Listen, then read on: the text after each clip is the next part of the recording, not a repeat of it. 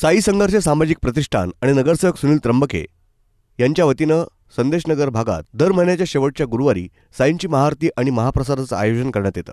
या महिन्याच्या शेवटच्या गुरुवारी देखील साईंची महाआरती आणि महाप्रसादाचं आयोजन करण्यात आलं होतं. तसंच साई संघर्ष प्रतिष्ठान नगरसेवक सुनील त्र्यंबके आणि स्नेहालयाच्या वतीनं आयोजित समर कॅम्पचा समारोप देखील यावेळी करण्यात आला. विद्यार्थ्यांनी 15 दिवस समर कॅम्पमध्ये जे शिक्षण घेतलं त्याचं अनुभवकथन यावेळी त्यांनी केलं. ओम साईराम. साई संघर्ष सामाजिक प्रतिष्ठान व स्नेहालय आयोजित क्रिएटिव्ह टॅलेंट 2024 हा अतिशय उत्साहात संपन्न झालेला आहे. इथे सर्व पालकांनी व मुलांनी खूप असा प्रतिसाद आम्हाला दिलेला आहे.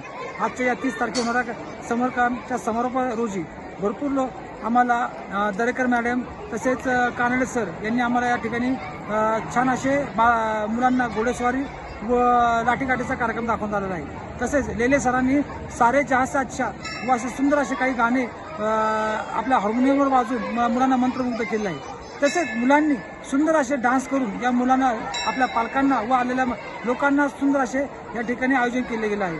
या ठिकाणी आलेल्या सर्व पालक वर्गांचे व आमच्या शिक्षक वृंदावर क्रिएटिव्ह टॅलेंटच्या सर्व शिक्षक वृंदावांचं मी खूप खूप शतशः आभार मानतो की सुंदर असं नियोजन केलं व सुंदर असं या कार्यक्रमाचं आयोजन केलं. त्याबद्दल मी सर्वांचे खूप खूप आभार मानतो. ओम साईराम.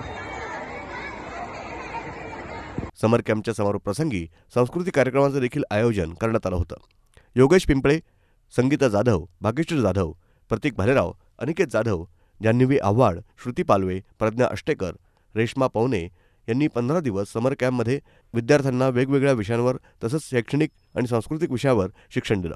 बालकीर्तनकार हरिभक्तपरायण ज्ञानेश्वरी एकनाथ पोळ यांची यावेळी हजेरी होती. संतोष ठोंबरे, अक्षय भळगट, महेश लेले यांच्या हस्ते साईंची महाआरती करण्यात आली.